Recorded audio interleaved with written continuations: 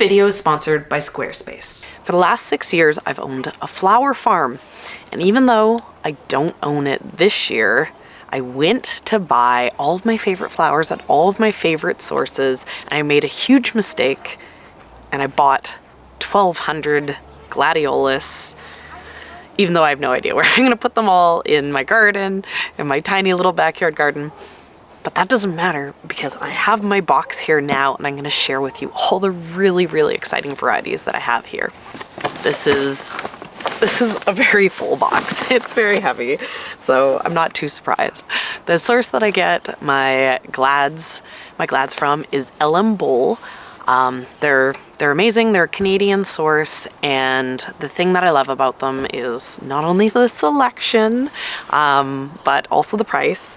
It makes it very easy to buy 1,200. This entire order, here, let's see if the price is on here. No, didn't tell me how much money I spent. Okay, let's look it up. So this order was only $250 before taxes and shipping and everything. And then even after that, it was only $340 for the whole thing. And the amazing thing about this is I have 25 varieties. So, and I didn't buy everything they have. They have such an incredible selection. I tried to keep myself very restrained. I'm not a huge fan of red, and I'm not a huge fan of yellow, so I mostly went for the more softer colors that I really enjoy. You can see a bunch of these, they're sprouting. They want to get in.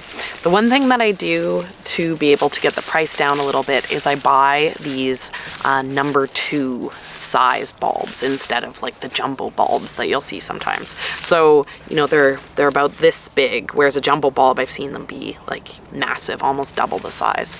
This number 2 size, it still creates a bloom that's really nice. I started buying these number 2s partially because they're a lot more affordable than the number 1s and jumbos, but also because those really big bulbs create really big flowering stems, and they're just too much when it comes to using the glads as cut flowers. I find this number 2 size does a really good job of creating a really cuttable stem, and you know, that is a lot of my intention with these. I bought 1,200 glads, partially because I like to have lots of glads, but also because it's going to be really nice to be able to pick a lot come the summer.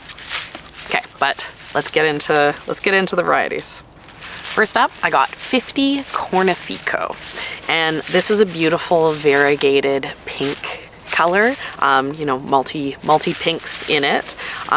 Really beautiful, really decadent. I haven't grown this variety before. I don't remember this one off the top of my head, so I'm really excited to see what these are going to look like in person. Some of my favorite glads are the ones that, you know, aren't those solid colors. It's like when they have like streaked rims and the variegation between, you know, fading from a lighter pink to a darker pink. I love that. I love that look. I think I have a few in here that are like contrasting colors even. So I'm really excited to see what this one's gonna look like when it finally blooms. And then I have 50 Priscilla, and this is another bicolor one. This is a pink and a white mixed together, and this I've grown before. This is a really strong grower. It does really well here in the Okanagan, and I've always been really happy with it. Even though there's still the number 2 size, this bag is a lot heavier than the last one. These are really good, large, productive bulbs. Then I got 50 Snow Dance. This is a white. I bought a couple different white varieties. The idea of getting multiple different varieties in the same color is to try to get a little bit of bloom time spread out. All these varieties aren't going to bloom in the exact same number of days. Each of the different varieties will have a different days to bloom, and so by having 3 different whites, hopefully I'll have like a succession of white flowers. Next up, I got 50 Spick and Span, and this is a really pretty peachy kind of variegated colored glad. I've grown this one before, and like so the way I usually grow the glads is I buy individual varieties because I want the specific ones that I want. I don't just buy generic mix, and then I create a mix myself. So I don't always know what is what. So when when a variety, I'm like, oh yeah, I know that one, it means it's really exceptional. Every year I usually try to buy 20 different varieties. I try to limit myself because it's very challenging to not overbuy, as you can maybe tell by the 1200 that I purchased. But yeah, Spick and Span is one that definitely, like, I can remember having the cut blooms. I can remember really enjoying using them. And if I remember correctly, there is like kind of a bit of a ruffle to this flower, which makes it really fun to have that texture when I work with it in bouquets. Next up is 50 Georgia Peach, and this is a bicolor one. This is, I think it's gonna be like red and yellow together. Really, really pretty. This I haven't grown before. I think it was a different variety that was red and yellow that I've grown in the past, and I can't remember the name of it off the top of my head, but it wasn't super strong, so I'm hoping that this performs a little bit better. We are quite hot here in the summer, and where these are gonna get planted is gonna be really hot in my yard. So even though I know glads love heat and they love full sun, I think sometimes maybe they don't love as much heat and as much full sun as I give them. So I'm gonna be careful about giving them lots of water so that they can thrive, they can live their best lives. But you know, the varieties that are always like, I don't really remember that, I'm like, well, maybe I don't have the best conditions for it. Oh, this is another heavy one. This is 50 Decadent. Decadent is another one of the white varieties. Just very, very pretty, very classic. You know, it's hard to go wrong with white flowers. I needed all the colors. I love all the colors. I love having them. When it comes to cutting them and using them in arrangements, you know, it's really fun to have like just a glad bouquet that's just a mix of colors is gorgeous on its own. But one of the fun things about glads is how many different colors they come in. But I have to say there's something about just like white and green that I really like. I like how clean and minimalist it is in both bouquets and also in like garden design. So, you know, I have all these mixed color glads, but as I look at these and I'm like, oh, all these white ones, I'm like, maybe in the future I'll just do like a wall of white glads. Like that would be so beautiful. And then I got 50 Ovity. This is a red and yellow bicolor one, and this I've grown before too.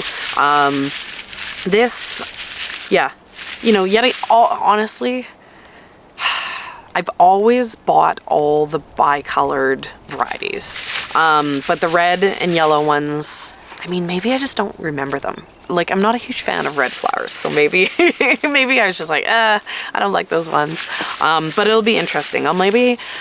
My plan was to somewhat do a mix of these for when I plant them out, but I am thinking of like keeping a handful of them aside by name, you know, kind of maybe taking 15 of these and then having 35 that I mix together, but then keep them planted so that I can watch them by variety name and kind of get some more detailed notes. Because I recognize varieties and I recognize ones that were exceptional, but it would be nice to know like which ones underperformed, which ones were just medium performers. And I think I need to be a little bit more specific in my research to know that. Then I got 50 Wine and Roses, and this is a variety that I really like. It's pink and white with the bicolor, really, really beautiful. This is a variety that I try to buy every year, but a lot of years it's sold out. So I'm excited to have been able to, you know, get as many of it. I think I have had this once, and it's really, really pretty in person. And then I have 50 Lois, and this is kind of like a peachy pink and yellowy white bicolor one. Really pretty. I've never grown this before, so I'm excited to see what this is going to look like. I think this is going to be like really tropical and really punchy. I think this variety is going to it's going to be really fun to work with when it comes to making bouquets. So I'm excited to, fingers crossed that this one will grow well. And then I have 50 Arabian Night, and this is a variety that I've grown lots and it's always done really good. This is a deep, dramatic burgundy, and this color in person, in the Okanagan, where the colors often get bleached out, still looks as good as it does in pictures. Really, really dramatic, really fun to work with. Sometimes the burgundies like kind of bleach into like reddy tones, but this is really dark. This is really enjoyable to have I'd often pair the glads and the sunflowers together as a bouquet design that I do on the farm. I kind of have like 3 glads and 4 sunflowers, and that would just be the bunch itself. And Arabian Night I'd usually pair up with like a plum or a red sunflower, and it made a really impactful, dramatic bouquet. So maybe I'll have to make sure I have some of those sunflowers too, and I can replicate it at home. And then I got 50 Princess Lee. This is a beautiful orangey pink variety. I don't think I've grown this before. This is new, so I'm excited. Sometimes it's hard to tell what the varieties are actually going to look like in person compared to the pictures. And this kind of coloring of flower is often something that is hard to compare in real life to like what it looks like in pictures. So I'm really excited to see how this one's gonna turn out. The roots, these are growing. Normally on the farm, as soon as, right, like you can see how much these are growing. As soon as I get my glads in, I put them into the cooler. I store them in the fridge. On the farm, what I would do with the glads is I would plant them out every 2 weeks. And by doing that, I'd have a succession of blooms, right? Because it would be kind of like, oh, the one variety, the first 2-week planting would be finishing up, and then the next one would be coming on. It made it so that I was able to get 2 months of cutting off the glads. They usually would kind of start in mid-July, and then they'd go in, maybe even later July, and then they'd go into kind of end of September. So I got a really long cutting season on them. Here at my new place, I don't have a walk-in cooler. I don't have those professional farm tools that, I've appreciated so much back on the farm. So, these roots are something that I'm not used to having to deal with. Normally it's in the cooler, it's cool, they don't start growing until they get out and get into warmer weather. These have been stored inside my house where it's a little warmer. There's enough humidity from them all kind of bagged together that, it's encouraging growth. Ideally, I would like to have a little bit of a succession on them. Glads are not winter hardy here, but I am at the point that I could plant them anytime. But if I plant them all, then they're all going to bloom at the same time. Ideally, I'd like to be able to plant about half of them and then hold off a few weeks and then plant the second half. But seeing how much they're growing, I'm gonna have to try to come up with a plan, because if they're growing at the same rate in the box as they would be planted out in the garden, then it's not gonna get the succession. So I'm gonna have to make a plan. Maybe, I don't know, there's a lot of glads. I don't know if I have space, like empty drawer in my fridge. I don't know, buy a cooler, fill it with ice every couple days to keep my glads from growing. I don't know, it sounds a little ridiculous. Maybe they'll just all bloom at once and be really decadent. This is 50 Taneki, and this is a red. I'm not a huge fan of red. There's tons of there's gorgeous red glads, beautiful. I don't know. I don't like the color red. Just straight up. I don't like it. and I don't really like it in flowers either. I've seen really stunning red garden displays. So like I know there's a lot you can do with it, but I don't know.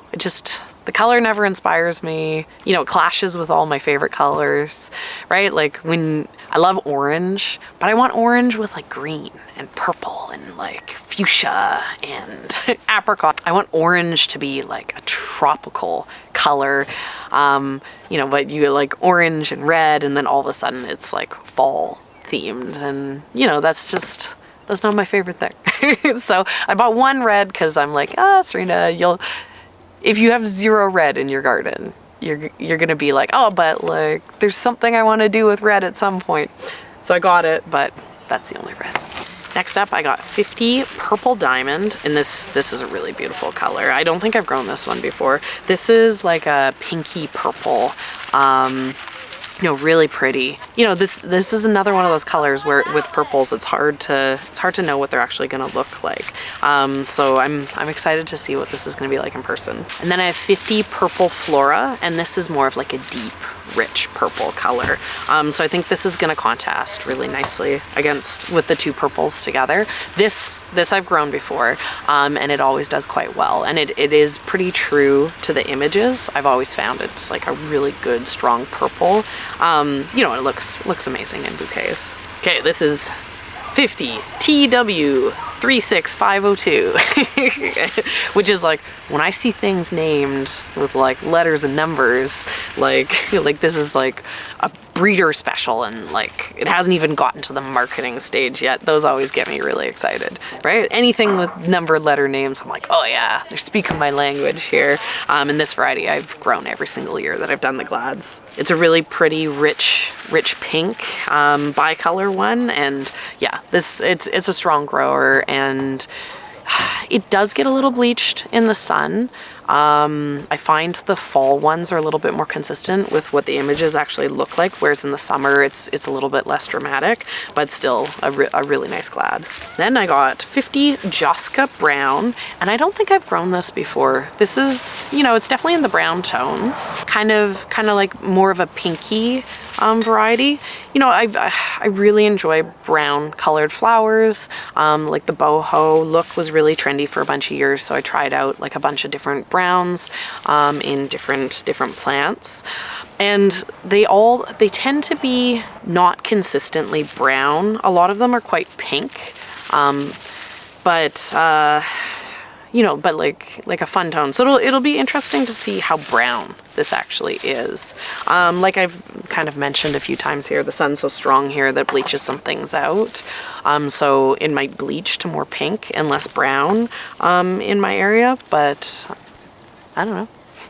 We'll have to see. Oh, this one I'm really excited about. This is 50 Apricot Beauty, and this I haven't grown before, and this is just gorgeous coloring in the picture. Really looks like a larger flower on it. Really pretty apricot colored blooms. Yeah, no, I'm really excited to see this one. Oh, here we go. My favorite. We got 50 Green Star. This I've grown every year that I've grown Glads. Really good grower, really good bloomer. Yeah, they like it. It's super green. It doesn't matter if it's the summer or fall, it's super green. And this one actually, like, some of the other Glads kind of start to fizzle out, and I found that these plants have stayed like really strong really late in the season. Like that, so this has done a really excellent job on the successioning. Sometimes some of the varieties, they don't really bloom for those later successions. And like I said, I haven't really done a great job of tracking specific variety names, but I know that the Green Star has always been a really great variety for me. Okay, and then 50 Alexander the Great, and this is the last of my white varieties. You know, it's a big plant is what it looks like. You know, like I said, my plan with buying 3 different ones of the white is, I mean, so I have 150 white out of 1,200 Glads in total, right? So, you know, like it's it's not that much white, but the hope is that, you know, these different varieties are going to bloom at different times, and so I'll get a little bit more spaced out bloom of white. You know, like as I go through this, I'm like, I really should do a labeled patch. I really should create a space where, you know, I am tracking what is what, and I can make some like really detailed notes. Considering like the fact I've bought probably like 10,000 Glads over the last handful of years, I feel like I should have better details to share with you guys. I got some details here, but like, I need more facts. I need like spreadsheets for Glads. Then 50 Princess Margaret Rose. This is another bicolor that's kind of, it's like an orangey and yellow. This I've grown, this does well. This is a good variety. So, I mean, I love the two-tone. I love the contrast. And then we got 50 Prince of Orange, and this I've grown every year. This is a really good, really strong orange. This is kind of like Green Star, really good, really consistent grower. The color is consistent in the summer as it is in the fall. It doesn't really fade at all. And this has also been like really good at doing those succession plants and blooming really nicely into the fall. So this is a great variety. Then I have 50 Careless, and this is a variety that I try to buy every year, and it's often sold out. Super pretty. It looks so romantic with the white and then the lighter pink.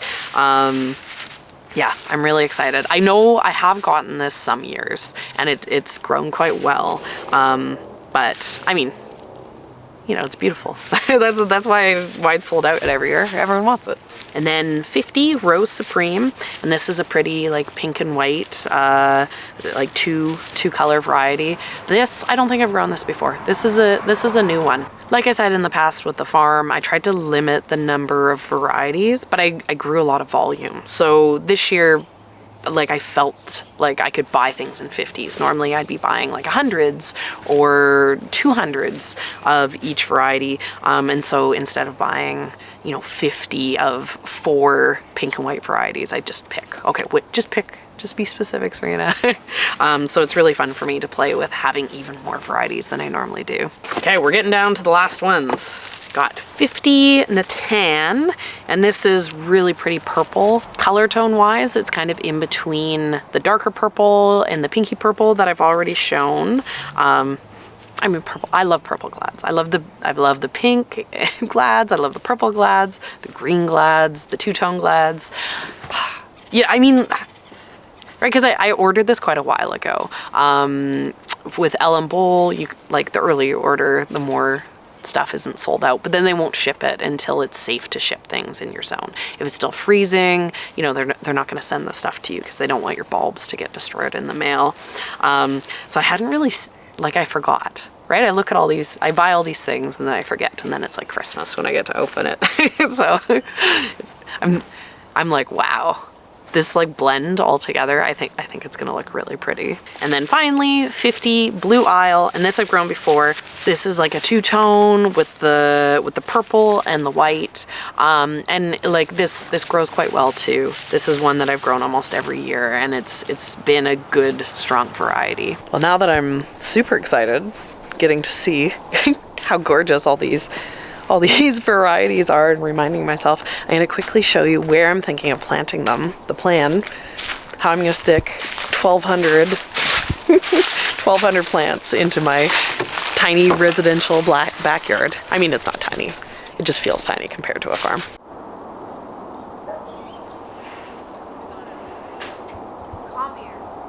So I have a fenced area in my yard because one of my good friends lives with me and she has dogs. So I love gardening, but you know, densely planted gardens and dogs don't necessarily mix. So we got dog space and then my space. Because it's way too many glads, right? I really shouldn't have bought that many. My plan is that I'm gonna densely plant them around the perimeter of this whole fence area in the yard. The idea is that, you know, the glads, they grow up quite tall. You know, maybe not chest height, maybe a little bit lower, but it'll create a little bit of a visual barrier along the fence. It'll just become this wall of glad greens, even when the glads aren't growing, which will look quite pretty. Because I have 1,200, I'll be able to plant them quite densely. It's not going to be just, you know, like a single file. I'll be able to put them kind of in these big clusters, and so they'll grow and group all together. They'll be self-supporting, and if they need to, they can lean up against the fence a little bit. Where I am, there's not really a lot of wind. We're pretty lucky in this area. The wind doesn't really pick up too much, so they don't need too much supporting. They can kind of, like corn, they can, you know, if you grow a bunch of them together, they support each other. There's some area of the fence like this where there's actual, you know, kind of garden space that I can plant into. But one of the issues that I have is that there's this path that kind of, you know, has been intersected. And so I don't necessarily want to completely remove this path and these stones. So there's an area here where I need to kind of figure out how I'm going to grow the glads. I have a couple crates still left over from the farm, and the plan is that instead of creating big messy dirt piles or digging out the stones, I'm just going to plant the glads into the crates and then have them snug up against the fence. Back on the farm, when we grew the glads for the cut flowers, we actually planted them out into these crates to do the succession planting for them. It made it really easy to take care of them. As I said, glads aren't cold hardy here, so if you want to be able to save the glad bulbs, you can't leave them in the garden over the winter. You have to bring them inside. And growing them in these crates was a really great solution because at the end of the season, we could just chop off the greens and bring the entire crate inside. It made it really easy, no digging. So I'm going to use that to kind of bridge the gap between the space. These crates are expensive.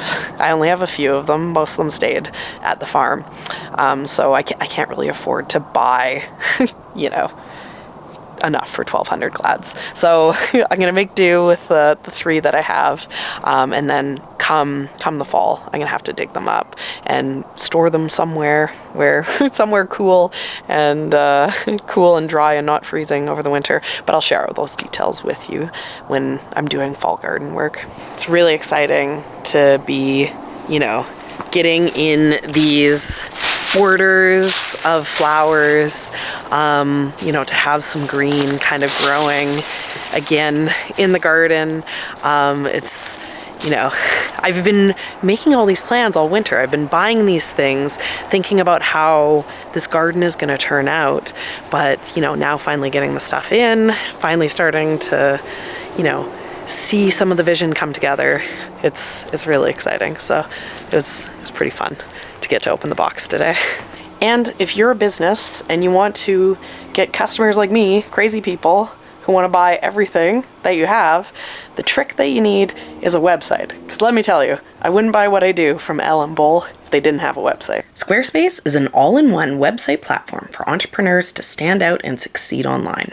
Whether you're just starting out or managing a growing brand, Squarespace makes it easy to create a beautiful website, engage with your audience, and sell anything from products to content to time. All in one place, all on your terms. I love how easy they make it for me to build a website with their cutting-edge design tools like Blueprint AI and a library of professionally designed templates. But that's not all. Squarespace's invoicing and email campaigns simplifies running your business, leaving you more time for your customers. And it's never been easier to offer services like consultations or experiences with tools like built-in appointment scheduling, or even create member-only content to sell courses and more behind a paywall. Go to squarespace.com for a free trial, and when you're ready to launch, go to squarespace.com/youcan'teatthegrass to save 10% off your first purchase of a website or domain.